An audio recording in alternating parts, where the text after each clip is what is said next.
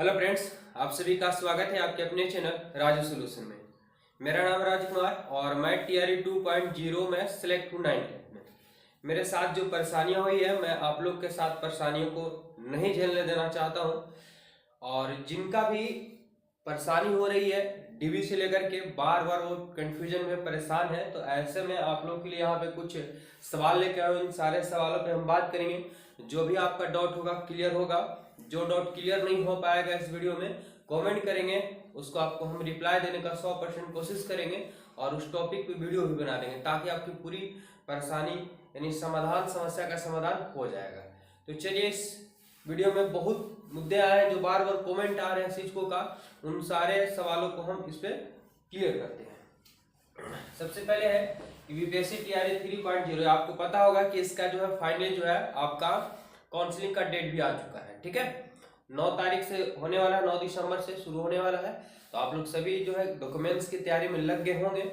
चलिए, आज प्रत्येक इस बिंदु पे हम बात करने वाले हैं। ठीक है, बने रहेंगे वीडियो में। और आप लोग पहली बार जुड़े हैं तो पहले चैनल को सब्सक्राइब कीजिए, साथ ही बेल आइकन दबा लीजिए ताकि बार बार जो भी आपको कोई मैसेज आएगा, कुछ भी नोटिफिकेशन आएगा, आपको जानकारी मिलता रहेगा और आप जुड़े रहेंगे। ठीक है, चैनल को बाद में हो सके आपको पहला सैलरी आ रहेगा तो अनसब्सक्राइब भी कर दीजिएगा, लेकिन अभी सब्सक्राइब कर लीजिए क्योंकि आपको बहुत यहाँ से हेल्प मिलने वाला है। और वीडियो कोशिश करें शेयर भी कर दें।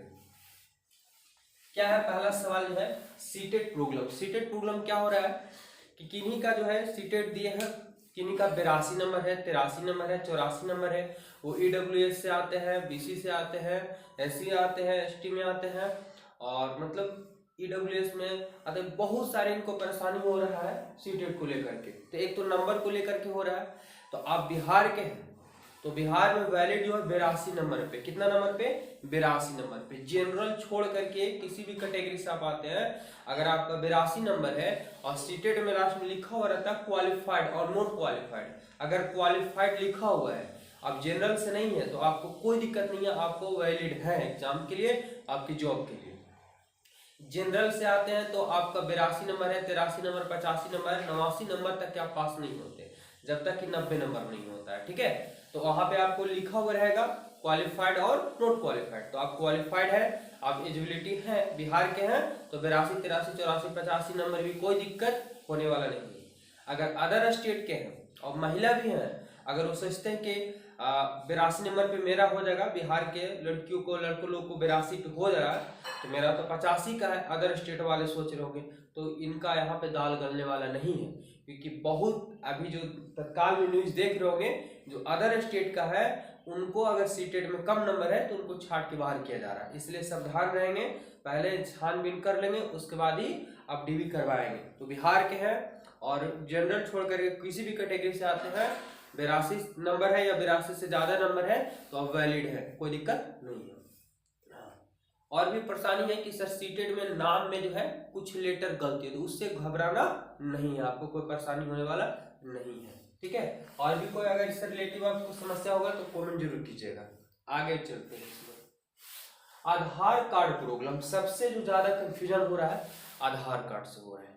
तो एक बात आपको लोग हम बता देते हैं, ठीक है, आधार कार्ड में कि आधार कार्ड में कहीं ना कहीं थोड़ा बहुत परेशानी हो जाती है। किसी को एड्रेस को लेकर के, तो किसी को नाम को लेकर के, तो किसी नाम में कोई स्पेलिंग लेकर के, तो किन्हीं का पिताजी का नाम लेकर के, मतलब या पिन कोड नहीं होता है, लगभग यही परेशानी होती है। तो मोबाइल नंबर लेकर के तो कोशिश कीजिएगा कि जो आप बीपीएससी के साइट पे अपलोड किए हैं वही रहने दें। अगर आप अपडेट किए हैं तो कोई दिक्कत नहीं है, अपडेट किए हैं तो कोई दिक्कत नहीं है। अगर आप चेंज भी करवाए हैं, ठीक है, जैसे पिताजी का नाम मार्कशीट पे राम मनोहर है और यहाँ पे राम मनोहर लोहिया है, तो आप यहाँ पे कन्फर्म के आधार कार्ड में चेंज करवाएंगे क्योंकि आपको डर भी लग रहा होगा। तो ऐसी स्थिति में अगर आप चेंज भी करवाते हैं तो घबराना नहीं है। आधार कार्ड ठीक है चेंज करवाते हैं तो भी कोई दिक्कत नहीं है, और करेक्शन अगर है गलत है तो सुधरवा लीजिए। टीआरई 2.0 में ऐसा हुआ था, जो बता दिया गया था कि 6 महीने के अंदर अगर आप कहीं करेक्शन करवाते हैं तो काउंसलिंग नहीं होगा, लेकिन ऐसा नहीं है, सबको काउंसलिंग हुआ था। जिनका भी रिजल्ट आया उनको जॉब मिला। ठीक है, भले ही थोड़ा परेशानी होती है डॉक्यूमेंट वेरिफिकेशन में, लेकिन आपको काउंसलिंग छूटेगा नहीं। इसका मूल क्या है कारण? अगर नाम वगैरह प्रॉब्लम है तो सुधार करवा सकते हैं, कोई दिक्कत नहीं है। इसमें मेन इंपॉर्टेंट होता है मोबाइल नंबर। क्या होता है? Mobile number. क्योंकि जैसे ही जाएंगे तो आपसे आधार नंबर लिया जाएगा और आधार नंबर जब डाला जाएगा तो ओटीपी आएगा मोबाइल में, और वो ओटीपी आप बताएंगे तो वेरीफाई होगा। उसके बाद दूसरा वेरीफाई करने का है कि आपका लाइव फोटो होगा, ठीक है, ये हो जाएगा। तीसरा वेरीफाई का वहाँ भी होता है फिंगरप्रिंट लगता है। अगर इतना आपका हो जाता है और नाम में अगर राम RM, ठीक है, और बीच में गैप है सर्टिफिकेट में लेकिन आधार कार्ड में गैप नहीं है तो कोई दिक्कत होने वाला नहीं है, आपका वेरीफाई हो गया। और भी अगर आधार कार्ड से रिलेटेड हो सकता है कि किन्हीं का आधार कार्ड में एड्रेस कोई और था और अभी आधार कार्ड में एड्रेस आप चेंज करवा है तो घबराइएगा नहीं, जो सर्टिफिकेट में है वही आधार कार्ड है, कोई दिक्कत होने वाला नहीं है, आपका आधार कार्ड वैलिड हो गया। आपका ओटीपी मैच कर गया, फिंगरप्रिंट ले लिया, गलती भी है तो कोई दिक्कत होने वाला नहीं है। अगर ज्यादा परेशानी है तो बस एक एफिडेविट बनवा लीजिएगा, उस पर भी बात करेंगे एफिडेविट की कैसे बनता है, क्या कितना खर्चा आएगा, टोटल जानकारी वीडियो में बने रहेगी। बहुत काम का है क्योंकि बहुत से शिक्षक जो है परेशान है, उनको नींद नहीं आ रही है ये सब लेकर, क्योंकि एक जिंदगी का सवाल होता है, ठीक है। नौकरी लेना बहुत मुश्किल है और मिला है तो इसको छोटी छोटी प्रॉब्लम के चक्कर में छोड़ना नहीं है। चलिए यहाँ पे देखेंगे, जब वो फॉर्म भर रहे थे, बीपीएससी का फॉर्म भर रहे थे तो उस समय 12 का और ग्रेजुएशन का उनके पास मात्र मार्कशीट था और सर्टिफिकेट नहीं था, तो उनके जगह पे वो प्रोविजनल भरे होंगे, बिल्कुल यही किए होंगे।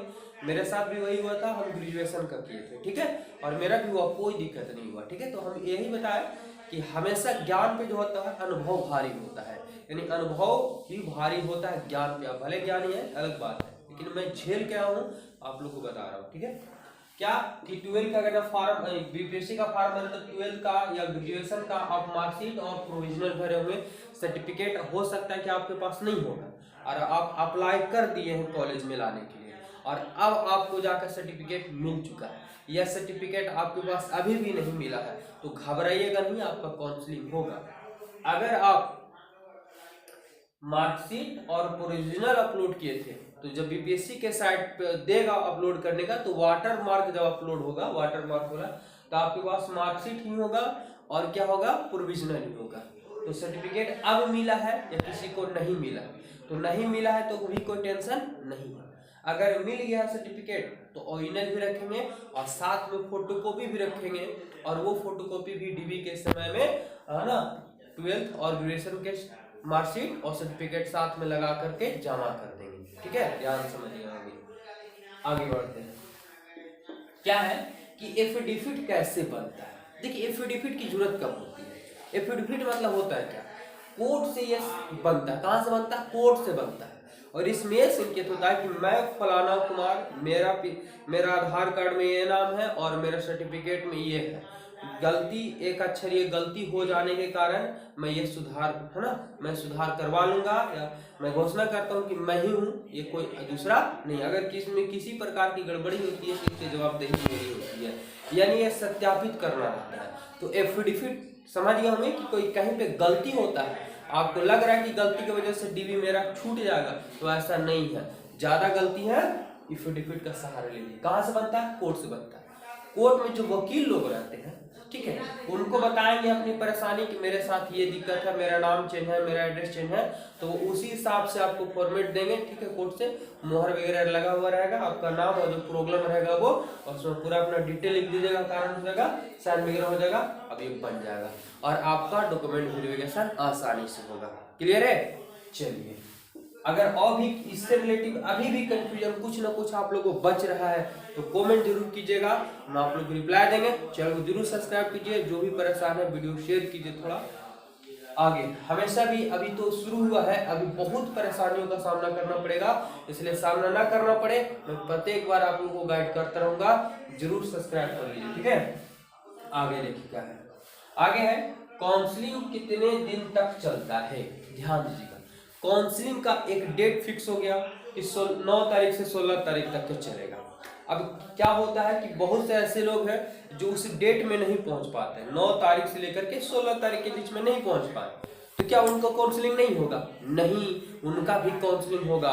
उसके लिए स्पेशल डेट निकलेगा कि जितने भी लोग छूट गए हैं उनका काउंसलिंग 20 से लेकर 25 के बीच में होगा।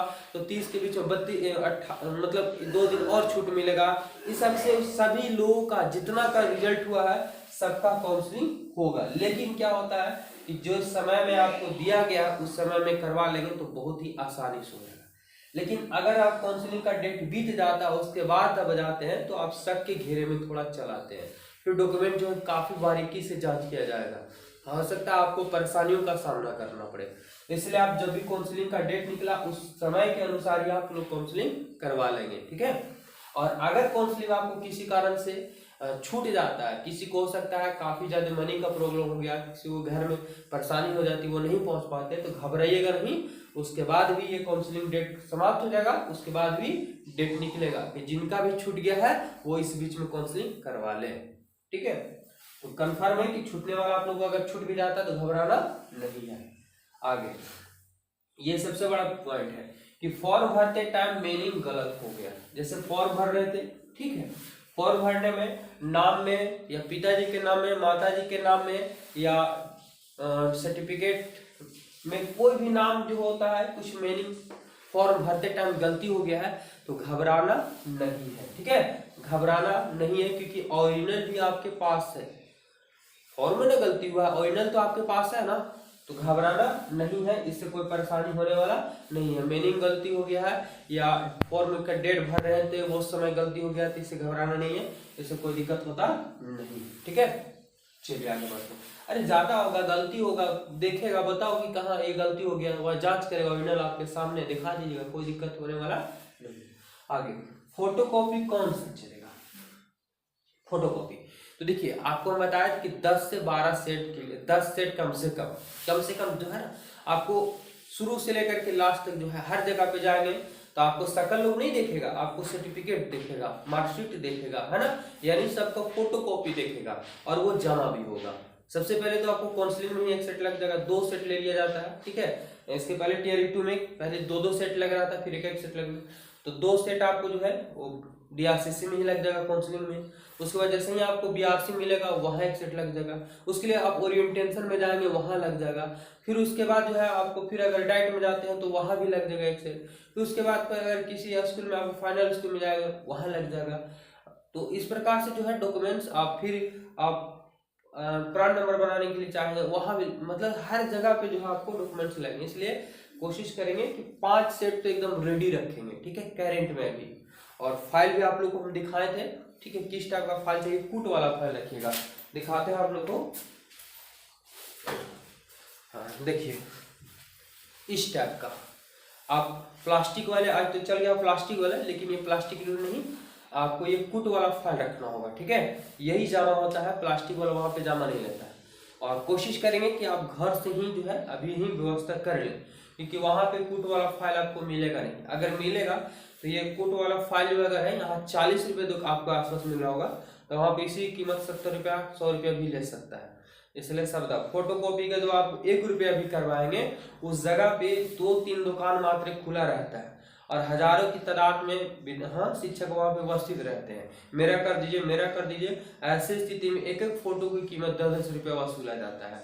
इसलिए आप अभी से ही फोटोकॉपी ज्यादा करवा के रख लें ताकि आपको फोटोकॉपी की कमी महसूस ना हो। देखिए ये फाइल होगा, यहाँ पे क्या करना रहता है कि एक A4 पेज, सादा पेज जो होता है, देखेंगे यहाँ ये A4 पेज होता है, ये पेज आप लोग कम से कम जो 20 पेज जरूर रख लीजिएगा हाथ में साथ, ठीक है। कोई भी सागर कब से जाएंगे 20 रुपए देंगे ना 10 रुपए देंगे तो ये 20 पेज आपको मिलेगा, या हो सकता है 20 रुपए देंगे तो 20 पेज मिल जाएगा। इसमें क्या होता है ना कि जैसे ही आप योगदान काउंसलिंग के लिए जाएंगे तो आपको एक आवेदन भी लिखाया जाएगा, और आवेदन हम आप लोग को एक अगले वीडियो में विशेष रूप से बता देंगे कैसे आपको लिखना भी है।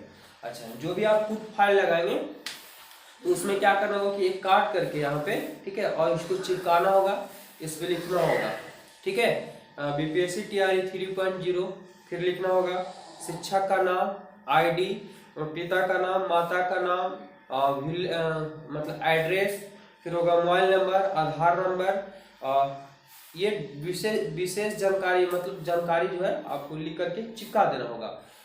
कौन सा क्लास 9, 10, 6 to 8, कौन सा कैटेगरी, ये पूरी जानकारी जो बेसिक रूप से आपको लिखा जाएगा इस पे, ताकि जो खोलने से पहले ही आपको पूरी जानकारी को पढ़ ले।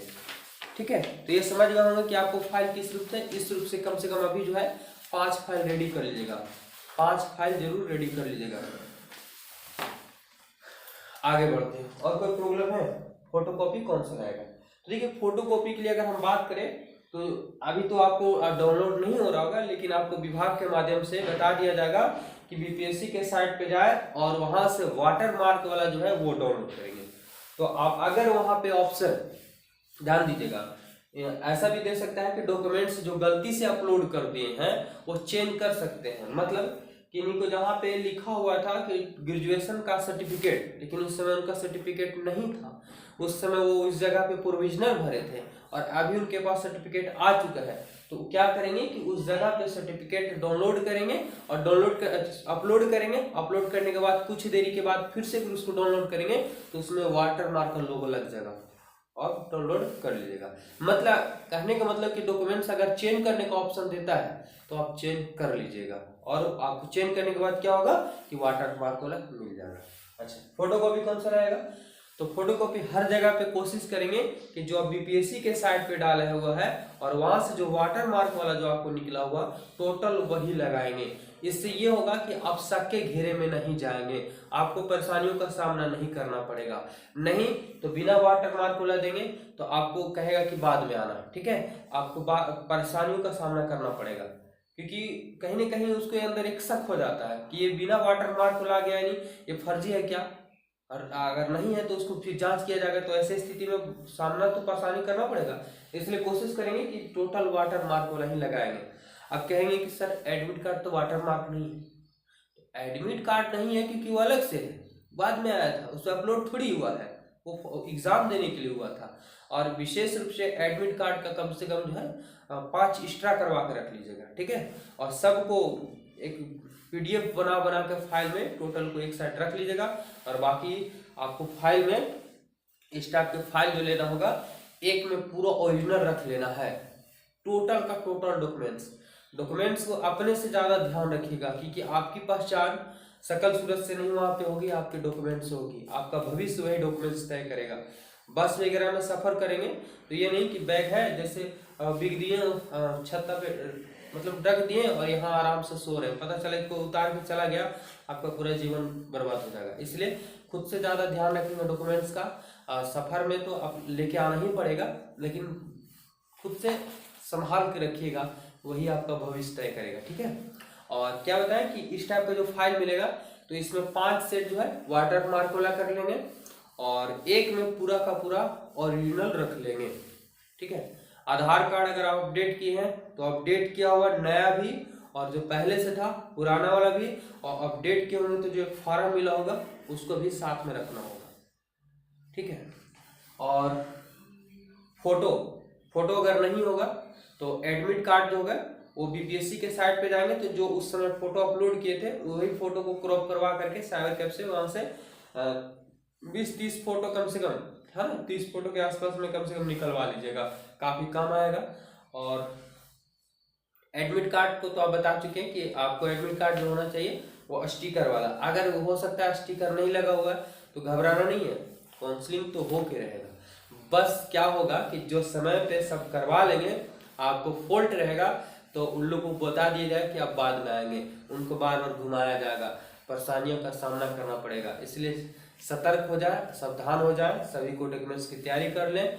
कोई प्रॉब्लम होता है पूछे, आपको सोल्यूशन मिलेगा, घबराना नहीं है। जब रिजल्ट हुआ है तो नौकरी भी मिलेगा और मिल कर रहेगा, आपको डॉक्यूमेंट्स की वजह से कोई छाटेगा नहीं। हाँ, लेकिन आप सही होना चाहिए, गलत है तो गलत तो होगा, लेकिन सही है तो आपको हर हाल में होगा, घबराना नहीं है। गलत इंसान से ही होता है, तो गलत बहुत लोगों का साथ होता है, मेरे साथ हुआ था, बहुत लोगों के साथ होता है। तो गलती तो एक जीवन का हिस्सा है, इसे घबराना नहीं है कि एक गलती हो गया। खुद को किस्मत का दोष देने से अच्छा नहीं होता है, गलती होता है, इससे ज्यादा माइंड पे लोड लेना नहीं। ठीक है, बाकी और जो भी आप लोगों को कोई परेशानी हो, कोई सवाल हो, कमेंट कीजिए, हम जवाब देने का प्रयास करेंगे। मिलते हैं नेक्स्ट वीडियो में। जय हिंद। आप लोग चैनल जरूर सब्सक्राइब कीजिए, आपको हमेशा हेल्प मिलते रहेगा।